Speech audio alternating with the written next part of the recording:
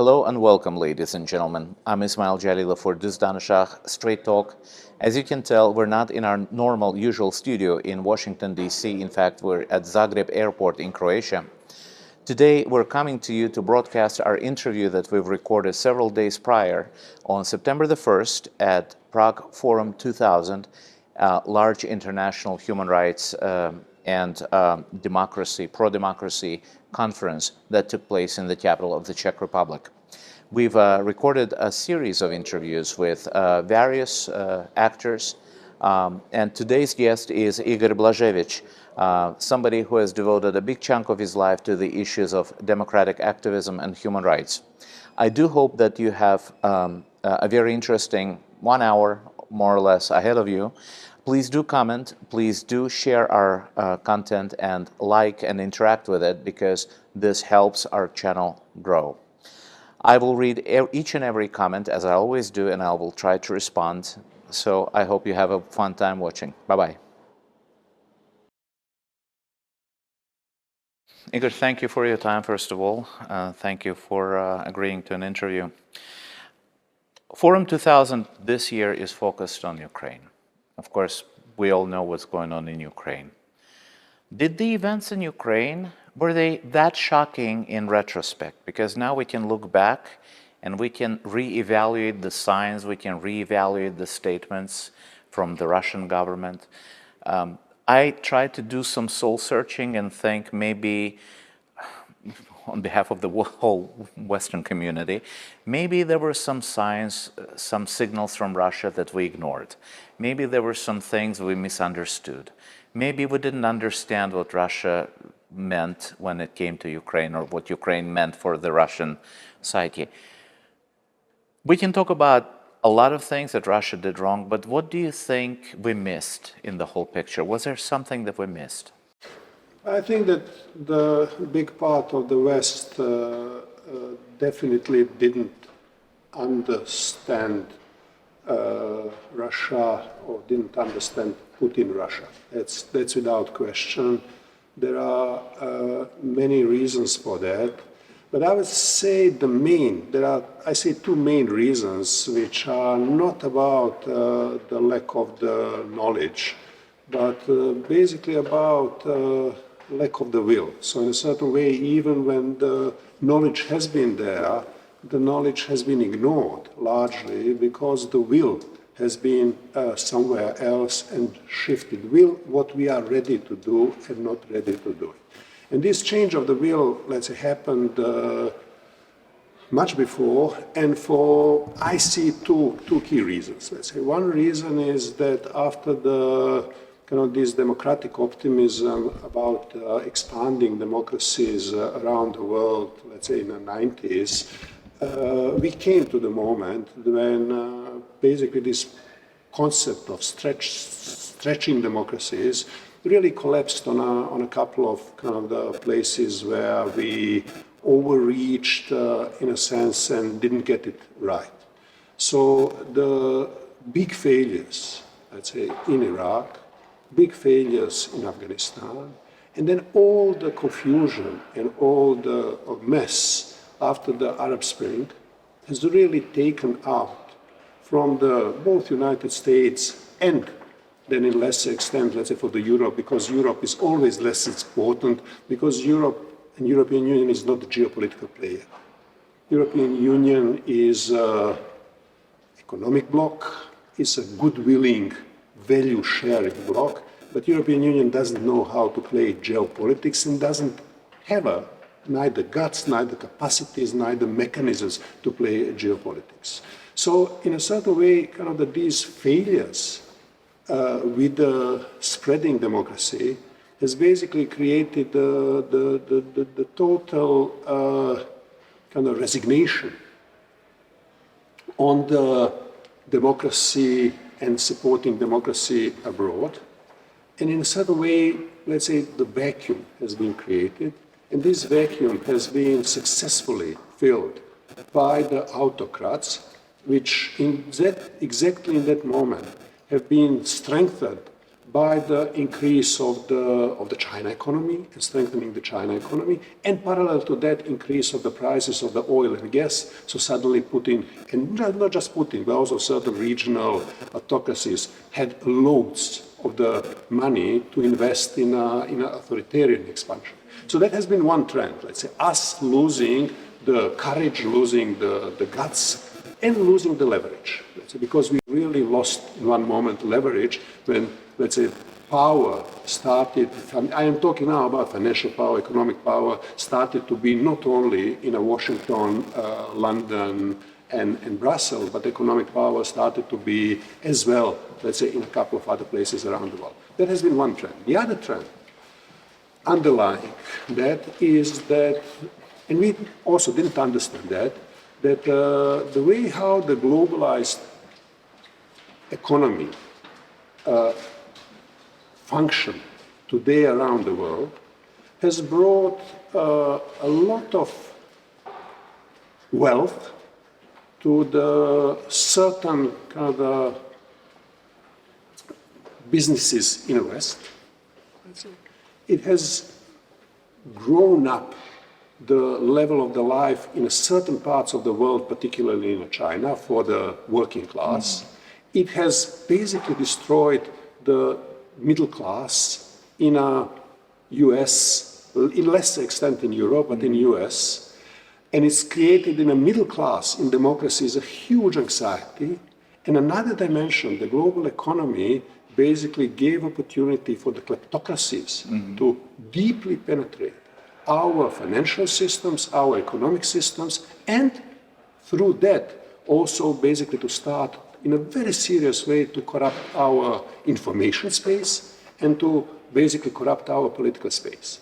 So these two kind of the underlying really structural conditions, let's say, has basically kind of created the vacuum in which we have not been able to respond on the authoritarianism becoming more and more assertive. So in a sense, then coming back to your question, did we know? Yes, we have known, but let's say majority of the kind of public space was not ready anymore to get that message. Policymakers have not been ready to get that message. In our policymaking and economic sectors, we have enough strong lobbies which are basically telling something completely else. So we have the totally absurd situation that you have a former chancellor of Germany basically becoming the key, let's say, protagonist of the Russian understander.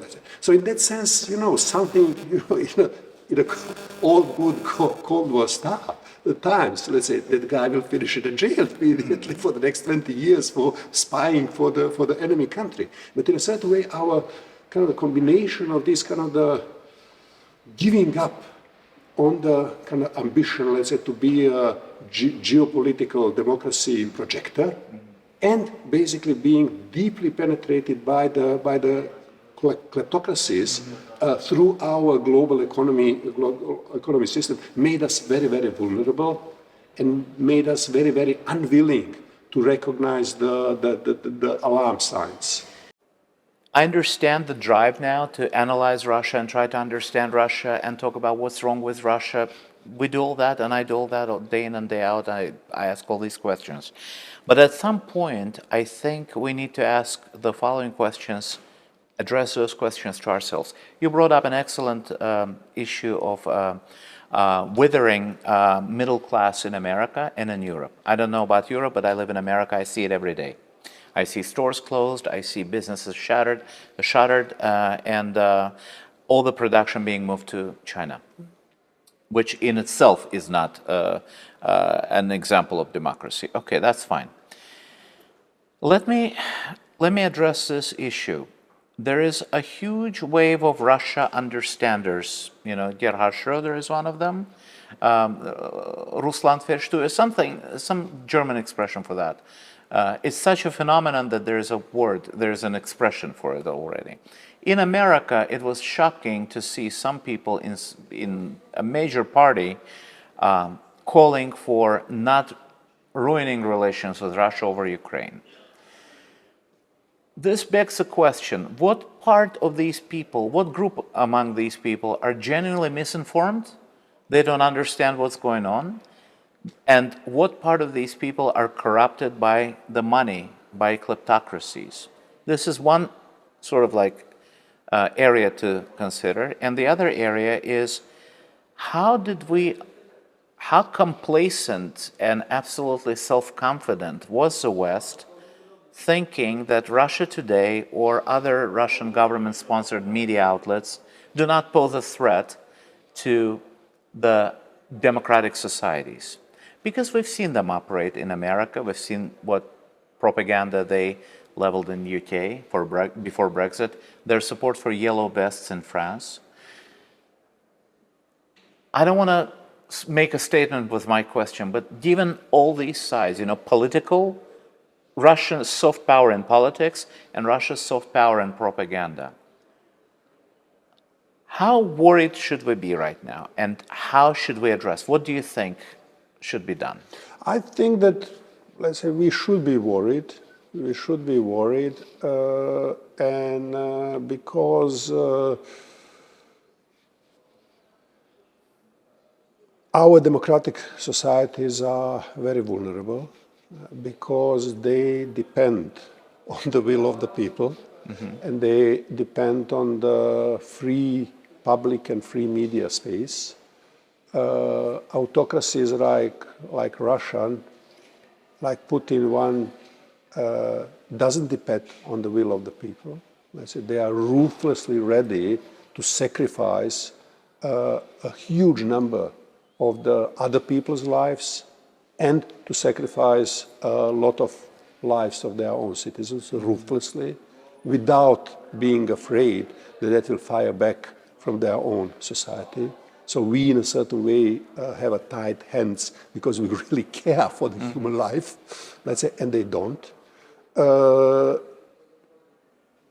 They close the information space ruthlessly. Let's say we always are very, very careful not to close it too much because, let's say, we do value the importance of the free media, free space, and then we are making us vulnerable to them. Now is the most critical thing, let's say, that Ukraine wins in a war. That means get, let's say, Russian troops out of the all territory of Ukraine. And in order for that happens, let's say, what is necessary is extraordinary heroism of the Ukrainians, but it is also necessary the enduring support coming from the Western democracies, from the European Union, from the United States, and as much as we can get others, because we really need to break this kind of the interpretation that it is a European war in which West are against the Russia. It's really about something else, but it's important to kind of get that narrative out. So because it is so important to win Russians militarily, but because our governments depends on the elections, depends on the public mood, and the public really reacts on an increase of the prices, increase of the energy cost, increase of the life costs, we are more vulnerable, and it's harder to keep alive our stubbornness. So I just hope, let's say, that basically with the effort, not just kind of that it will fall from the air, but with the effort of all policymakers and people in the media, people in the civil society, we can sustain this strong support to the Ukraine in order that Putin will be defeated. I think if the Putin will be defeated in Ukraine militarily, we are in a different game. It doesn't mean that he will fall kind of immediately after that, but we will be in a different game. Igor, as a European, I'm curious about your perspective on this. I'm from Azerbaijan, you know that, and Georgia is our good neighbor. Is there a feeling now in the European capitals that when Putin could have been confronted over Georgia in 2008, he wasn't, and that sort of untied his hands in Ukraine in 2014 and ultimately led us here now? Is Europe sort of like manifesting its anger over its own complacency back then? Like, is that the added driver in what's going on right now? Because people in Azerbaijan that I talk to, they say that their view of Europe and their view of the might of Europe and the West, the US as well, has changed. And they started seeing themselves as Russia's backyard. America is not going to come to save us. They didn't save Georgians. Like, that's the narrative. Is that narrative correct? Are we viewed as the backyard? Is Europe what it did for Ukraine now? Why didn't it do back then for Georgia? Why wouldn't it do it for Azerbaijan? What's different about Ukraine? Look, let's say it's a tough question. I will give, let's say, tough respond on that. I'm Bosnian. You know, I have experienced the war. Yes. When the war started in my country, let's say, we have been massacred. There has been concentration camps. There has been thousands of raped people. I'm coming from Sarajevo. There has been dead people, civilian people on the street every single day. And for 2 years, we have expecting European Union and United States and others to come to help. There has been also constantly certain kind of the delegations coming and negotiating, and nobody really helped us. And through these 2 painful years, let's say, we learned the first thing: you defend yourself or not. If you have a guts to defend yourself, and if you are not faced with an overwhelming force which can defeat you and crack you very quickly, then you might have a chance that somebody will come to help you. Not for sure, but you might have a chance. If you don't have a guts, if you don't have a strength to defend yourself, let's say, nobody will come to rescue you. So this is kind of the first big lesson which I learned. And whenever I'm talking with somebody, I say, don't look around who will come to help you. Nobody. Let's say, ask yourself, do you in your own society, in yourself, have a courage, guts, resources, whatever it's needed to try to hold the line, hold the defense line. Is that the reason why there were a few days before Europe sort of expressed full support, do you think, when the Ukraine invasion happened? They didn't, let's say, and that's coming to the second question, second part of the response. Europe, but let's not say Europe. Okay. But because what happened in Ukraine, it was a combination of the 3 factors. If you think about Europe, about Germany and France and Spain and Italy primarily, Europe would not defend Ukraine. Ukraine is defended now because Baltic states and Central European states felt profoundly threatened by the more and more expanding aggressive Russian aggression. And then they have seen their own histories, let's say recent history, coming back. So that has been one factor. Let's say there has been countries within the European Union who normally are not the main decision makers, who basically, let's say, have seen Ukraine not as a defending sovereignty of the other country, not defending the democracy, not defending anti-corruption, but they have seen, let's say, that attack on Ukraine is directly attack on them. And because we know what that attack means, we know what this occupation means, let's say we have been extremely alerted to push our other European partners. The other factor has been, luckily, I didn't like Brexit. I would like to have UK in a European Union, but in the case of the Ukraine and aggression of Ukraine, we have been happy and lucky that UK was outside of the European Union, because UK didn't have a tight hands that they needed to negotiate with all other partners what is the common European response, but UK was able to do the straightforward, quick military and even more intelligence assistance to the Ukrainians. So we have 2 players, let's say, around reluctant country, France, Germany, Spain, Italy, let's say, pushing and saying, no, this is another game we need to defend. And we had lucky, let's say, that we didn't have a Trump in the United States, that we have a Biden, that we have an administration, which also basically has been alerted that this is really something else. So 3 factors, let's say, UK, the Baltic states and Central Europe and UK created not just kind of the proposal, let's change policy, but they acted. They acted and then they pulled others in a much more, there hasn't been anything similar in a case of the Georgia, because there has not been a single country in the West whose core national and security interests have been threatened by the Russian intervention in Georgia. So, that's how it is. Our reaction now, Western reaction on Ukraine, and really incredible heroism of the Ukrainians, is in a certain way now creating the new dynamic in which maybe we can also stand a little bit more for democracy, not just, let's say, for security of us. The third important factor is, and again, I don't like to say these things because I would like that our policy making are guided by other principles, but they are not, let's say. Georgia is how many million people? Far away from borders where we can transport any military or other aid. Ukraine is 40 plus million people, exactly directly on our border. So you have a human and national substance to be a strong defense line, and we had a logistic capacity to do it. But I would, let's say, if France and Germany have been the main decision maker on the Ukraine, let's say we will not have what we had. So the fact that the core security instincts of the number of the countries have been really activated. Those countries pushed together with the UK for the different response. So Igor, I understand what you're saying, but I can also hear your response in a sense that, the majority of my audience is in Azerbaijan, Georgia, Armenia. We are the hostages of our geography. We're far away from Europe. We are not as big as Ukraine. We're small.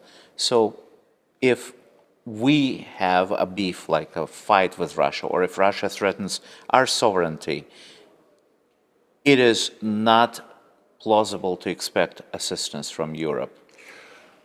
Let me also, I will come back to your region, but let me just step a moment just to one more region. I'm now, in addition to our region, that means Ukraine, Belarus, Russia, I'm also very involved in the Caucasus. I work with a lot of partners there. I'm also very much involved with the Myanmar in Burma. What you have now in this moment in Myanmar is military dictatorship waging the war against the civilian population. It's a 55 million people. So the brutal military is already 18 months basically waging the war against the 50 million people who are defending themselves. Everybody is in a certain way have expected people that they will give up. They didn't give up 18 months. They are fighting back with the homemade guns, and nobody is really helping them. If you ask me why, I would say geopolitics. Unfortunately, geopolitics. They are surrounded by India, China, and Thailand. Nobody wants to help. The West doesn't see its own core security or any other interest affected. They don't see that anybody in a region around is really care and ready to do it, and they are largely abandoned. They might not be abandoned till the end, because what I told you, when you show that you have a strength and guts, then everybody wants to be on the side of the winners, if you want. Everybody wants to side. So yes, let's say my painful response will be, let's say, geopolitics, unfortunately, is a part of the calculation what we can expect and not expect in our regions. And then that is coming me back to your region. I think that your region, let's say, need to find a way, in spite of all bad history, in spite of all bad things, to find a common understanding between the Georgians, Azeri, and Armenians. Let's say, part of your vulnerability in a region is because, let's say, you have these, within the region, disagreements, conflict, wars, bad history, and so on, which is making you vulnerable to your all, all your neighbors. Russia is the biggest one. But there are other factors there as well. So in a certain way, can Georgia alone stand the Russian aggression? No. Can Azerbaijan alone stand the Russian using Karabakh to basically kind of lock themselves there so that your future problem as a country will not be Armenia and Armenians, your future problem will be Russia. And then you will beg that you don't have a Putin or somebody like him there, because if you have it, let's say, then basically you will have Russia on your doorstep. Armenians will be kind of the really fragile and worried about their core existence in an environment. So in a certain way, this deep disagreement in a region is making you very, very vulnerable. And yes, let's say, I don't think that anybody in Europe, or not to talk about your United States, will jump there, let's say, to try to defend us, to help us, or to do something. So, you brought up a very interesting point. EU doesn't play geopolitics or doesn't know how to play geopolitics. This is what you said. I want to look at that statement of yours through the prism of Russia playing politics, geopolitics. Do you think the Russian attempts, if they were such attempts, to drive a wedge between the EU and America were sort of successful, or did they backfire? And the war in Ukraine, what does the war in Ukraine show about the Euro-Atlantic unity? Because, you're right, I'm using the word Europe way too much. Europe is not a monolith, although it's a bloc, but it's not a monolith. It has Baltic states, it has Poland, it has Romania that was calling for stronger action, and it has Germany and Spain and Italy, its founding members, etc. Was the Russian calculation that there will be a division in Europe, schism in Europe, did it backfire? Did it happen, do you think? It has been miscalculation. The Putin has expected that he can wedge the division within the Europe, and that basically that will make impossible for Europe and for the transatlantic West to respond. And that has been a big miscalculation. But that miscalculation hasn't been kind of the coming out of the total kind of the misjudgment of the situation. Let's say we are vulnerable. I have mentioned that we are vulnerable and we are fragile in our kind of the guts and resilience to get involved into the hard battles. And that is kind of coming back, let's say, to the when I say Europe is not a geopolitical player. Which European country has an army which are capable to basically project power anywhere, not to the close neighborhood? That's France, Turkey, as a NATO member. And that's it. That's France and Turkey. There is no. But France has, it's a European Union member state, but it has a French policy. Let's say. So France will use their army for France interest. France will not use French army for the common European interest. Union interest and so on. There is nobody else. Second question is, how many European countries can allow themselves in front of their own public to send their units somewhere and then to leave them there after 10 dead soldiers? After 10 dead soldiers, 90% of the European country will immediately pull their troops back. When during the war in Bosnia, let's say, when kind of the Serbs have just threatened that they will kill few European peacekeepers, European Union and the UN immediately pulled out their troops out. So that's what I mean. Let's say that the United States is ready to sacrifice its own people, UK is ready to do it, France is ready to do it for French interest. So we don't have that in Europe. The second thing, let's say you don't really engage in a hard ball geopolitical game when you need a consensus of 27 countries. You need, let's say, for the hard geopolitical games, you need to have a clear mandate, or to have authoritarian regime, let's say, which can make hard choices, hard decision, and so on. European Union as a 27 member states built on a consensus doesn't have that. Igor, then let's talk about the vulnerability of democracy versus authoritarianism. We know, everybody in this conversation, we know where we stand. But this begs a question, a philosophical one maybe. Are democracies less efficient than authoritarian states to achieve their goals? Because in democracies, we all depend on consensus, be it within the bloc of 27 nations or be it within one country. In that sense, let's talk about the future of democracy. You talked about stretching of democracy.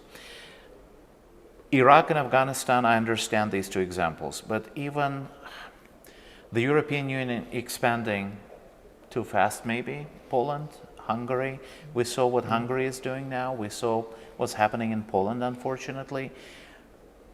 Let's talk about all these things. I cannot even bring myself to ask the question, but you understand what I'm trying to say.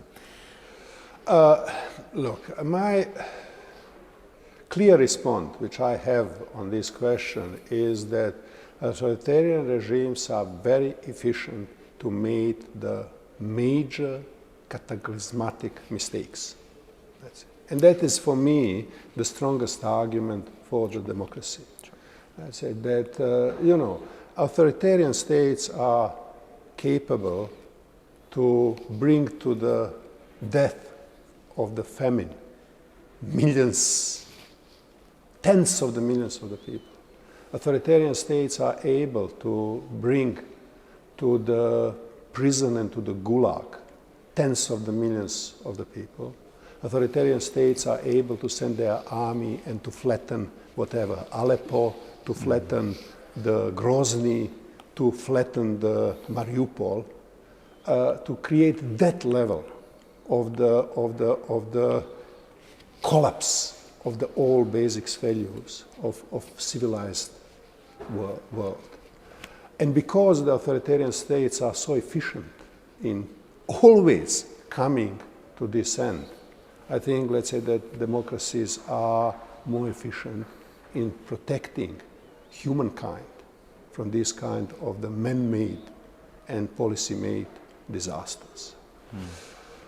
Understanding that, let's say, then you can say in a short time, yes, authoritarian regimes are more capable to pool resources in a one single moment around a single command, and then in a short term they might look as a little bit more efficient in sending 120,000 people to the border with Ukraine without anybody in a society or in a media or in a policy asking why 120,000 people are on the borders of the country which is not threatening us.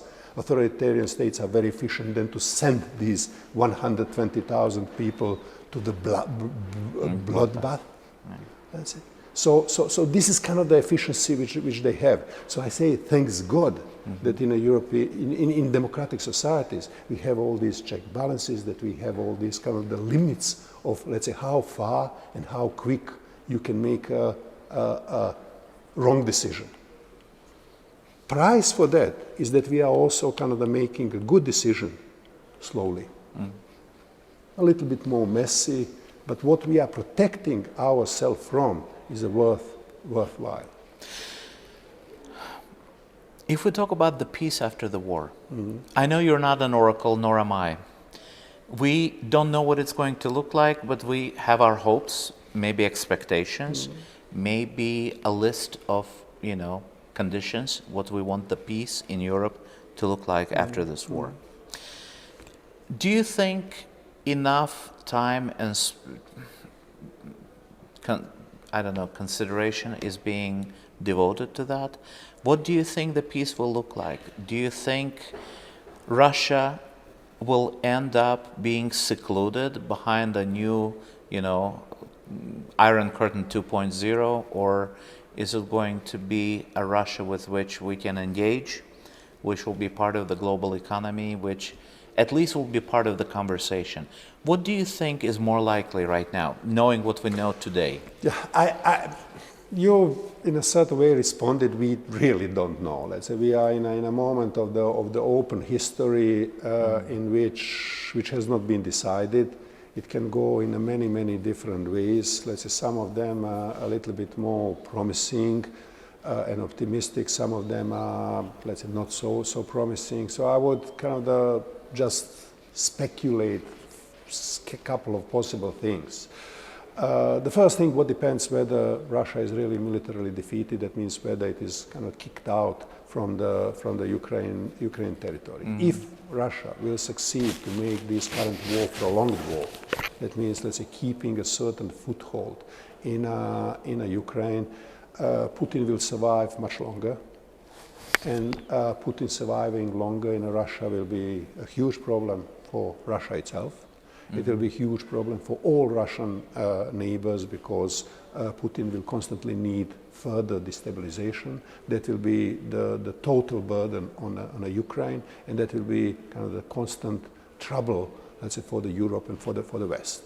So that is if he succeeds to, let's say, kind of remain on the part of the territory. If Russia will be militarily defeated, history is showing that the regimes, authoritarian regimes which started the war, which started the big war, and which has lost the big war deservedly, let's say, they become very fragile and vulnerable. Not immediately, let's say, but in a relatively short period of time. So I think if Putin will be defeated, Putin's regime will become very vulnerable in Russia itself, which is bad news for kind of Russia, because, let's say, there are no clear political and social forces which can, deal with the situation, and that's potentially kind of destabilizing for the rest of the region. Let me just kind of add one more thing. I think that even when the Putin will be kind of defeated and removed, let's say, and Putinism will be removed, I think that Russian society will remain for a long time a sick society, problematic society, in a way how I dare to say, let's say, the Serbian society, because I was following that as somebody from former Yugoslavia. What happened in Serbia is basically our war has ended long time ago, 30 years already.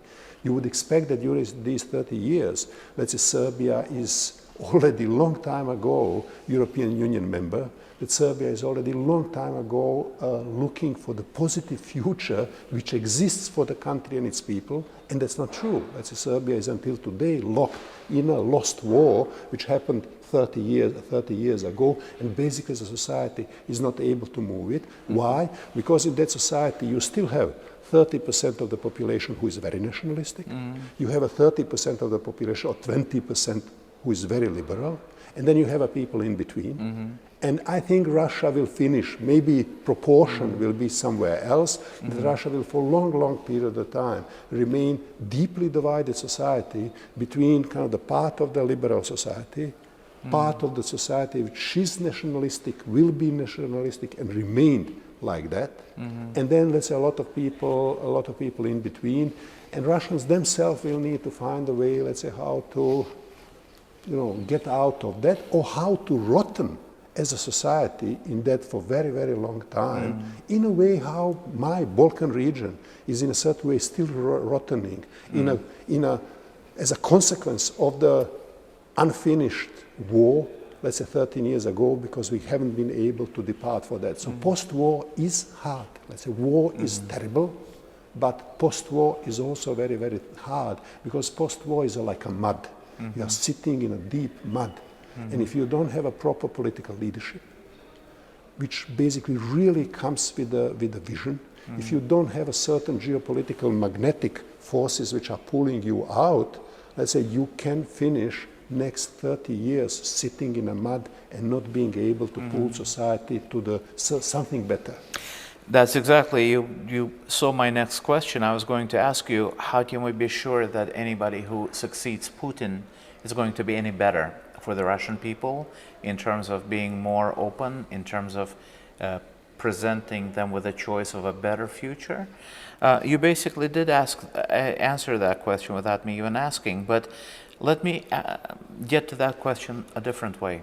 Is Putin a symptom or is he a disease? In other words, seeing the level of support, or at least lack of condemnation and criticism, as we see, for what Russia is doing. You know, Russian people are hiding behind everything. We don't know what's happening. Maybe it's a propaganda, maybe it's a lie, we didn't do Bucha. You know, all these kinds of arguments, it's hard to ignore. At some point, at least I am thinking, whether Putin is the symptom of a disease or he is a disease himself, or whether the Russian worldview is a real problem here. I think that Putin is a problem, and Putin regime is a most fundamental problem. Let's say, and I have seen it, let's say, many times in my my history, which I was part of. That means, let's say, Serbia with Milosevic and Serbia without Milosevic is a different country.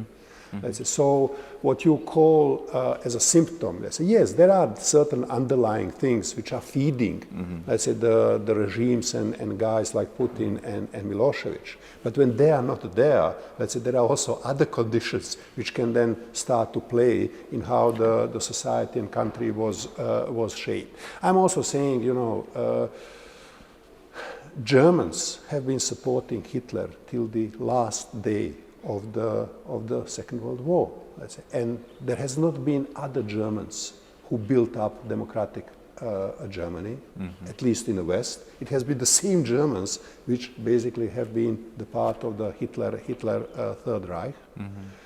So in a certain way, once when you remove these kind of the vertical dictatorial regimes, I say, you get another dynamic in a society.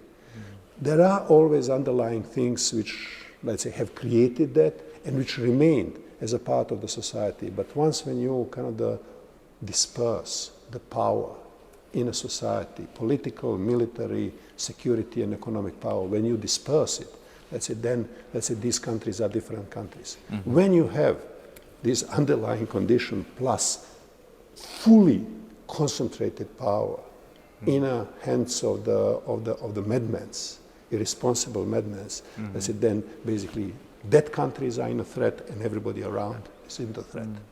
Not to argue, just my 2 cents. Germany was occupied by occupying force. That's why it was possible to start the Nuremberg trial. There was a closure. We don't know if Russia, as huge as Russia is. But I will respond to that. Look, yes. That's exactly why I said, let's say, didn't say, oh, let's say, future of the Russia is more probable like kind of democratic revival like in Germany, why I said the future of the Russia is more probable, let's say, like what we have in a small scale in Serbia, very, very long time, where this society is jungling, where they really belong, where they want to go, who they are. And I will, let me give you just one more example, let's say, because when we are talking about this kind of public opinion and so on, look, let's say, during the war in again, that's from my more profound understanding of the politics and life and history goes is during our war in the Balkan. I'm Croat from Bosnia. Let's say.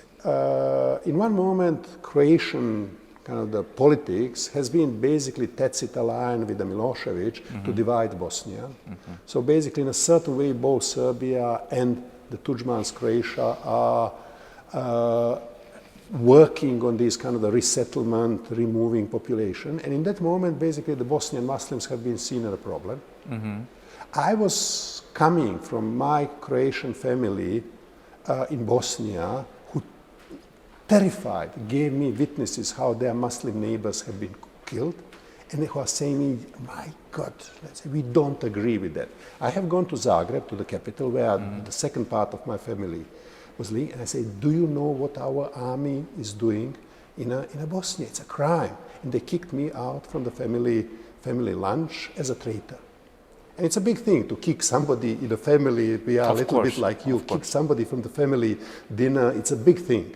Yes. Why my family has kicked me out? Because they have been watching TV, and TV was telling them something. Half a year later, the Croatian policy under the pressure of the United States changed its policy in Bosnia. The TV program changed, and my family changed. That's it. So in a certain way, after experiencing that, I never underestimate the power of the authoritarian countries and their control over the public space and the media space. Let's say they really are able to manufacture this mass support with the mass propaganda and mass media. And we doing the independent media, we are doing important thing, but we are torch. We are torch in a tunnel of the darkness which they are creating. Which brings me to my last question. I was actually going to ask this question, and you brought this great example. The media, the way they shape people's minds.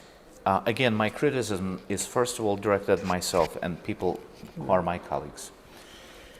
Is it possible to change people's minds now on the other side of the conflict in Russia, or let's say in other authoritarian states? Russia is not the only country with state television, or what they call public television, which is also as good as state. What are we doing here on this side wrong? Because what we are telling our journalists, and the way I was trained, you refrain from expressing your opinion, you report facts, but I'm not a journalist in that sense. I do interviews, so I have to interject sometimes. What can we change if we remain the way we are? It's like fighting a war, in my personal view, with one hand tied behind your back, you know? You're dealing with a huge propaganda machine that is funded by state, oil money, etc., like in Azerbaijan or in Russia. And on the other hand, you have these, you know, small public broadcasters whose journalists have enormous self-censorship. What can we do? What should we do? Continue doing what you are doing. That's my first response. It's, you know, I have seen it, let's say, a couple of times in my life. Let's say you start and you are just one lonely voice in the desert, and you feel, let's say, that nobody hears you, but thanks God that these few lonely voices stay there, because then in one moment they encourage a couple of other people to create a small group, which also at the beginning have a very, very small impact on the rest of the society, but at least they can encourage each other, because they suddenly realize that they are not completely alone, they are not the mad people who misunderstood what's going on, that they are not the traitors, that they are not kind of the outcasts, and so they have their small community in a certain way to help them have a different opinion and say, no, we might not be so right. And then let's say you have a moments in which kind of for different reason, not because we are influencing it, but for different reason, let's say these kind of crack in the narratives of the propaganda machineries become obvious, and then these kind of the passive majority of the people who have been until that moment passively supporting the regime, they shift and start passively to take our side. So I think, let's say, this is about, let's say, keeping this voice and waiting till the moment, let's say, when you can shift the kind of these confused people in between, let's say, which are leaning at the beginning on the side of the state propaganda for our glorious war, and then you lose the war, and then you see that there is nothing glorious in that, then you see, let's say, that basically what you have done is that you have been clapping to the crimes, and then you are grateful that there has been somebody in your own society who was basically keeping the, I call it moral backbone of the society, and then the majority can hook on them and say, oh, we are not so bad. So I say, let's say, you know, we are a little bit kind of the helping our own societies keep this moral backbone, which we will need, let's say, because it's very hard to start kind of the kick off anew. Let's say, if basically we'll say, oh, we have all been kind of the crooks and we have all kind of the clapped when our regime is committing mass scale crimes. Igor, thank you very much for your time today. Thank you.